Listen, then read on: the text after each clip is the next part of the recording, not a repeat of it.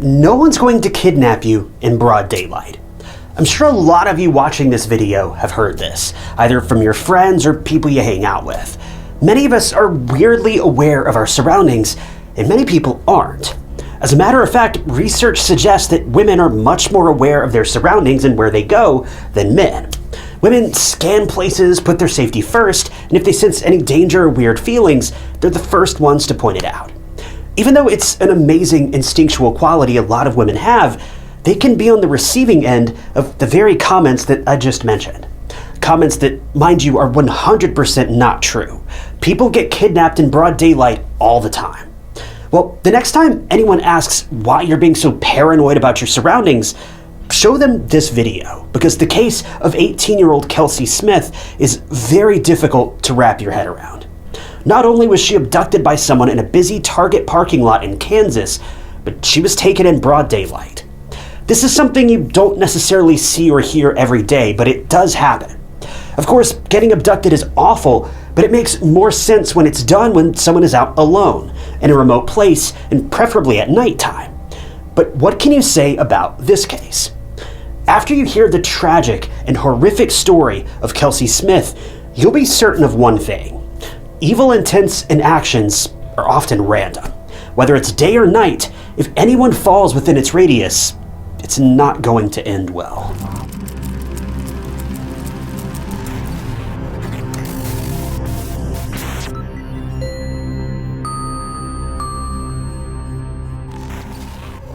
Welcome to True Crime Stories. I'm your host and fellow armchair detective, Ty Knotts, and I post new true crime documentaries every single week. So if that's kind of your thing, and let's be honest, it probably is if you're watching this video, then hit that subscribe button. It's totally free, and it just keeps you up to date with all of my future videos. Kelsey Ann Smith was born on the 3rd of May, 1989, to parents Greg Allen and Missy Smith in Overland Park, Johnson County, Kansas.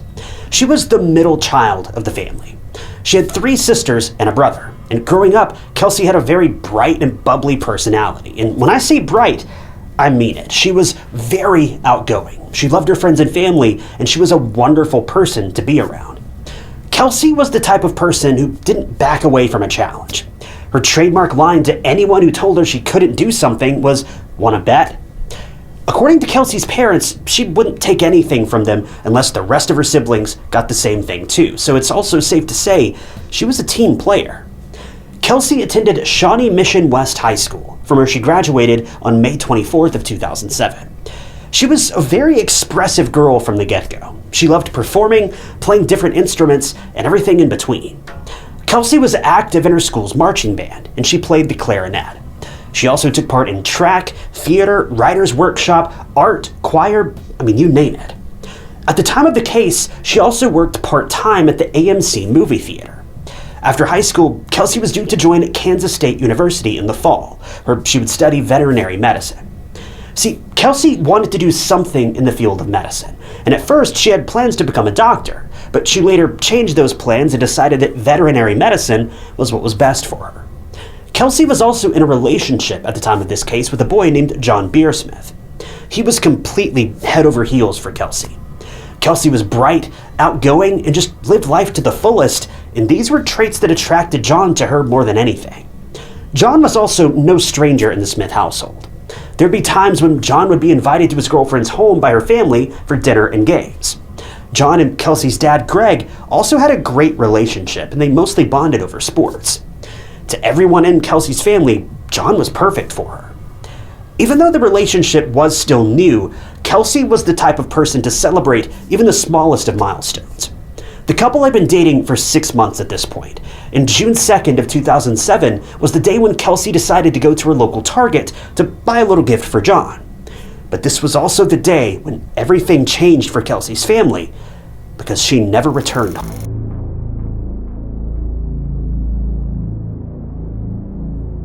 June 2nd of 2007 started like any other day. Kelsey's mom, Missy, had a friend's wedding to attend during the day, whereas Kelsey had a shift at the AMC theater. After her work ended, Kelsey, her dad Greg, and her sister Lindsay went to the local amusement park. Later that evening at around 6 p.m., Kelsey wanted to make a quick trip to Target to buy a present for her boyfriend John to celebrate their 6 months of being together.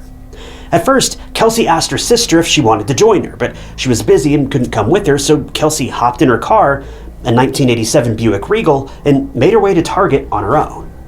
Now, this was something Kelsey would often do. The local Target was not a place that Kelsey didn't know, so it wasn't like she was going somewhere unusual or unsafe.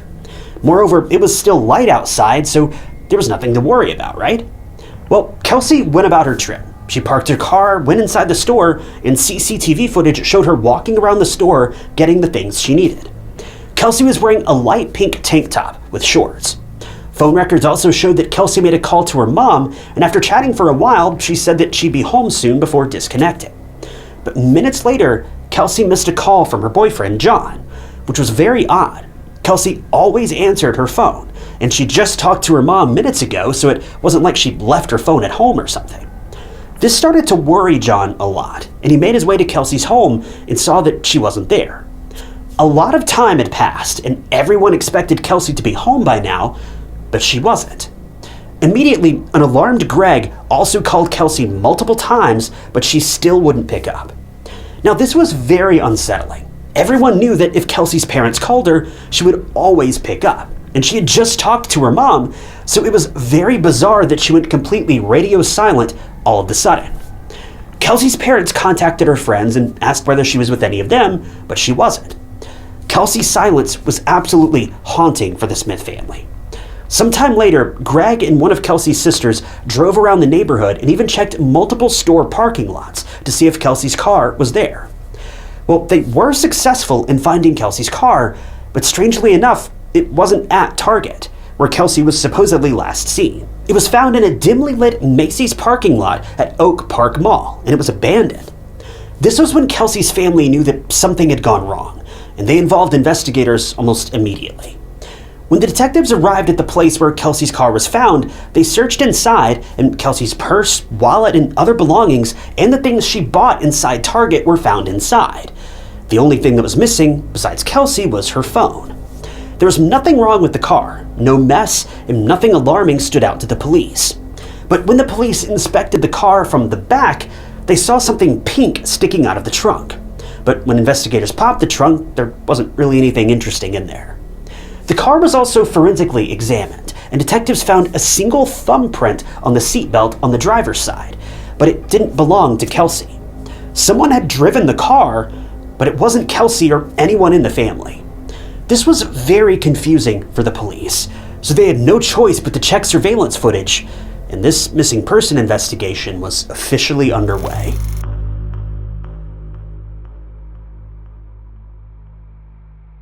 Kelsey had gone to Target on a normal day, but now she was nowhere to be found, and her car and belongings were found abandoned in a completely different store. But what had happened? Well, the best bet for police to find answers was to visit Target and check CCTV footage for anything alarming, so that's what they did. Target officials provided the CCTV footage, and investigators combed through it. They saw Kelsey going into the store, roaming around, getting her things at the checkout line, and exiting the store. Nothing seemed out of the ordinary. Kelsey didn't talk to or meet with anyone. She wasn't scared or on edge, and everything seemed normal, which was confusing and frustrating for the police. But when the detectives checked the CCTV footage of the parking lot, they saw Kelsey driving in the opposite direction of her home after loading her stuff into the car. Why would she do that? Well, the investigators were going through the footage, and Greg and Missy conducted their own search for their daughter. They printed missing person posters and stuck them up everywhere they could. They just wanted their daughter back home, and they were growing terrified as the minutes ticked by. The search for Kelsey was huge. Her classmates, neighbors of the Smith family, and several other volunteer groups searched all the nearby areas. The community came together to find 18-year-old Kelsey because everyone was scared for her. The police even questioned Kelsey's family and her boyfriend, John, just to answer some questions and get their suspicions out of the way. But everything changed when they reviewed CCTV footage from the Macy's store, where Kelsey's car was found abandoned. They slowed the footage down, and even though the footage quality was horrendous, the investigators could make out a figure walking out of Kelsey's car after turning it off. But strangely, it wasn't Kelsey. The figure seemed to be wearing a light-colored shirt and dark shorts, and it looked like a man. But who was he? And why was he driving Kelsey's car? With this information, the detectives jumped back to the Target CCTV footage, and they looked for the same man in this footage. And this time, the seemingly normal footage turned eerie with this new revelation. It turned out that Kelsey had parked her car right by a pickup truck and went into Target. A man wearing a white shirt and dark shorts followed behind her just seconds after. And it turns out the man who followed her was the owner of the truck that she parked beside. The man was seen keeping a distance from Kelsey as she roamed around the store and got what she wanted. After Kelsey was seen leaving Target, the mysterious man still followed behind her. Strangely, it seemed that Kelsey was unaware of the man following her, because never once in the footage did Kelsey seem scared, nor was she ever seen looking over her shoulder. The man was creeping up on her without her even knowing, which is just terrifying to think about. This also led the investigators to study the Target parking lot footage frame by frame when Kelsey was loading the stuff up in her car. At normal speed, it seemed as though Kelsey was seen getting into her car. But as the footage was played frame by frame, it seemed that something or someone had to run up to Kelsey's car from the left side and tackled Kelsey. What initially appeared to be Kelsey leaning down to get into her car turned out to be Kelsey falling while being tackled. This to the police was a clear sign that Kelsey had most likely been abducted. The silhouette in the footage was also wearing that white shirt and dark shorts, just like what was seen in the footage from Macy's, where her car was later abandoned. So the detectives now knew that there was foul play involved. But where was Kelsey now? And who was this man? Well, in order to get to Kelsey and her abductor, the only way was through Kelsey's phone location. And sadly, this part of the investigation was dragged out unnecessarily by Kelsey's cell phone provider, Verizon. See, initially, Kelsey's parents had requested Verizon Wireless to locate Kelsey's phone location as soon as she went missing. Being a police officer himself, Kelsey's dad, Greg, knew that if there was any solid chance of finding Kelsey, it would be through her phone. But Verizon denied this request, and they didn't give any details of the last pinged location until 4 days too late, when the FBI had already gotten involved. When Verizon officials came forward with their explanation, they said Kelsey's family didn't use the, quote, correct terminology when they asked for her phone location, which is just unbelievable if you ask me. I mean, what kind of terminology were they wanting? How can it be any clearer than, give me the location of this phone? Anyway, after 4 long and torturous days, the information was finally handed over. Kelsey's phone was last pinged from a tower that was about 18 to 20 miles from where she was abducted. And to make matters even more complicated, the location was narrowed down to Longview Lake in Grandview, Missouri. Now, to be clear, Kelsey was abducted in Kansas, but her phone last pinged in Missouri, just across the state line. Well, the police and FBI gathered a search party, and they searched a heavily wooded area on June 6th. And it took them not days, not hours, but 45 minutes to find her.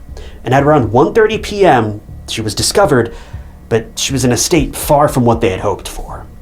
Tragically, 18-year-old Kelsey Smith's body was found disrobed, and she was covered with leaves and branches, and someone had taken her life using a belt.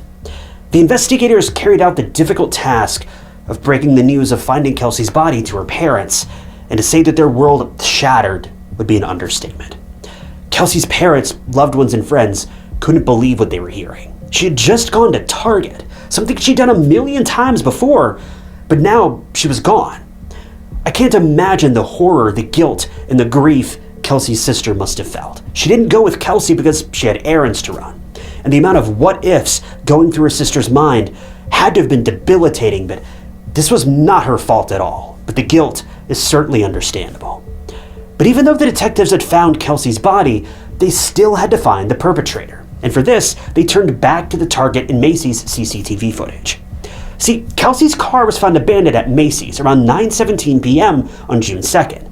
So when the investigators checked Target surveillance footage around that same time, they saw something, or someone.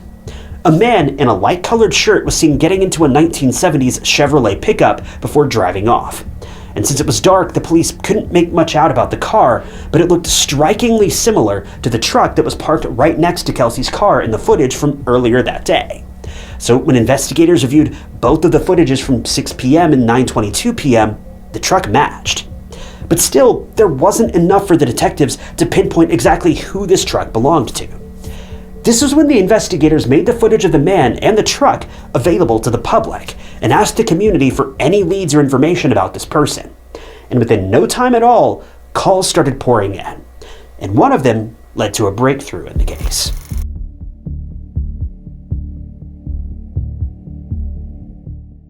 As soon as close-up pictures of the man and the pickup truck were made public, a woman called in. She said that the man looked similar to her neighbor, who had the same pickup truck. That man was 26-year-old Edwin Jack Hall. He was a married man and a father of a 4-year-old son. The police knew that they had their guy. Edwin was arrested on the evening of June 6th, and get this took place as his family was about to leave for vacation. As the investigators reached Edwin's home, his car was packed with suitcases, but luckily the detectives didn't give him a lot of wiggle room. He was immediately arrested and charged with premeditated first-degree murder and aggravated kidnapping. His family was left speechless. What was supposed to have been a fun family getaway, well, now it turned into something else entirely.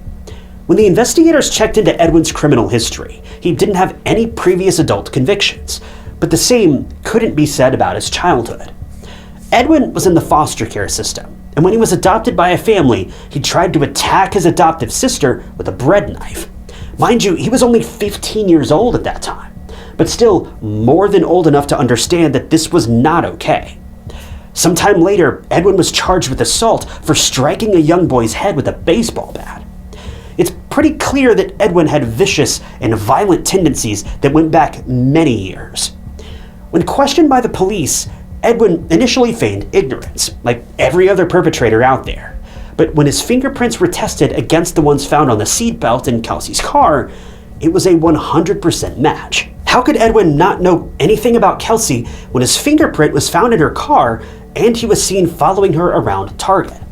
Well, the investigators knew that Edwin was lying through his teeth. Eventually, the detectives grilled him and held him on a $5 million bond.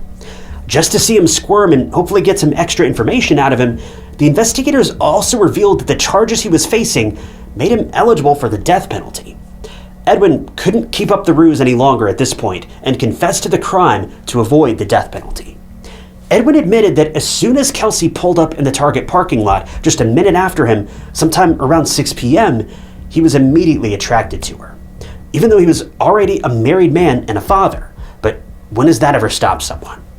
Anyway, he decided to follow Kelsey around just to see whether she was meeting anyone else in the store or not. Edwin then admitted that he liked Kelsey's legs, which is such a disgusting thing to say. But what he did next was truly appalling. He went outside to wait for Kelsey to be completely vulnerable, and when he thought the moment was right, he approached Kelsey, armed with a weapon, and pushed her into her own car, as seen in the footage. Once Kelsey was in the car, Edwin got into the driver's seat and zipped out of the parking lot. He drove 20 miles from Target into a wooded area in Missouri, where he took advantage of Kelsey, and to prevent her from getting him into trouble, he ended her life on the spot. After the animalistic deed was done, Edwin drove back, abandoned Kelsey's car at Macy's, walked to his pickup truck, which was still parked at Target, and drove off like nothing ever happened. With all of this information, the police wanted to take this vile man to trial for what he did to Kelsey. But there was one problem. Since Edwin committed the crime in Missouri and Kelsey was originally abducted from Kansas, there was a huge debate as to where the trial would be held. This has always been one of those things, though, that has confused me to no end. Now, I'm sure there's a police officer or two watching this video, so please help me understand, in cross-county cases like this, why on earth does it matter where the trial takes place? You know the man is a killer. You know exactly what he did and who he did it to, so why not just flip a coin and pick a jurisdiction? Why draw it out for days or weeks when we all know exactly what happened regardless of where it happened? Anyway, the prosecution offered Edwin a plea deal. If he would plead guilty to all of the charges, he wouldn't get the death penalty. Edwin obviously agreed without wasting a second.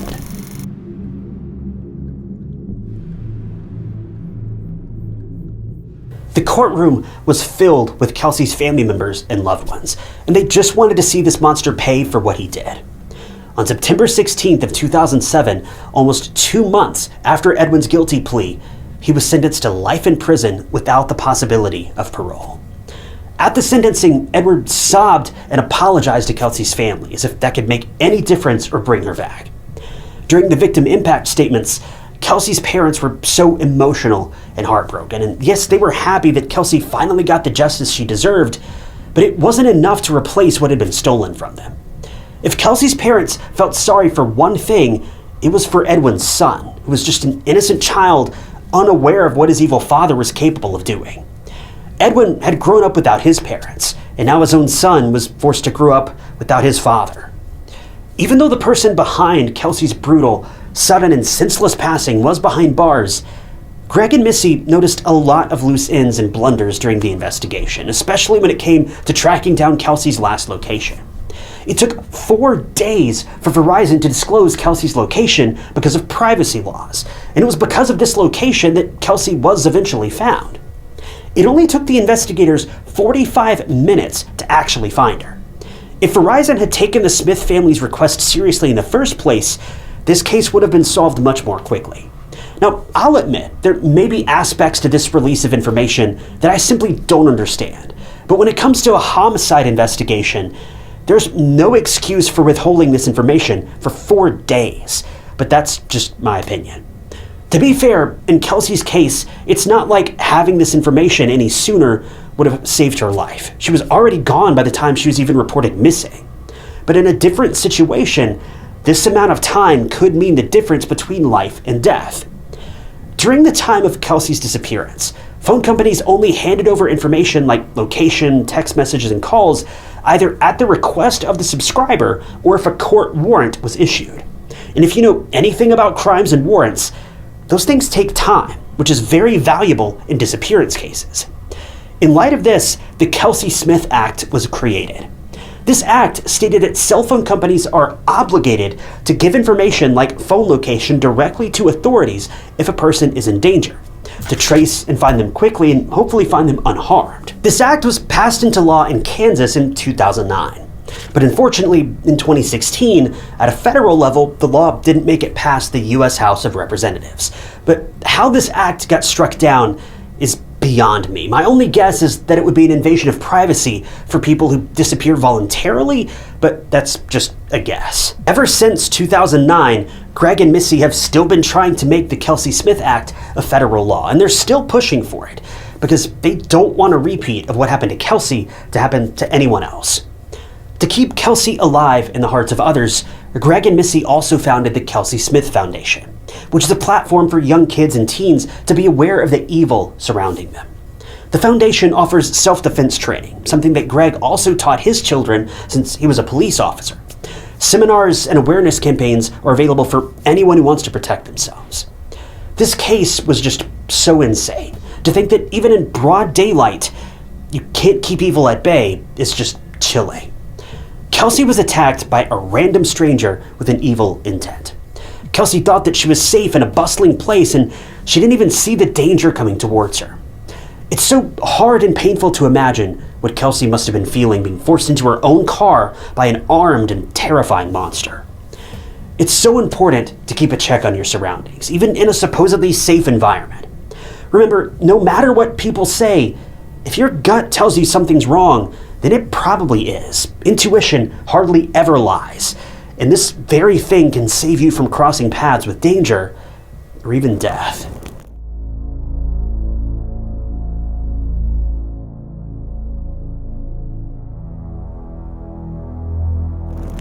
Thank you guys for tuning in to another episode of True Crime Stories. I want to give a special thank you to a couple channel members, including Mrs. Kamen and Melanie Zamora.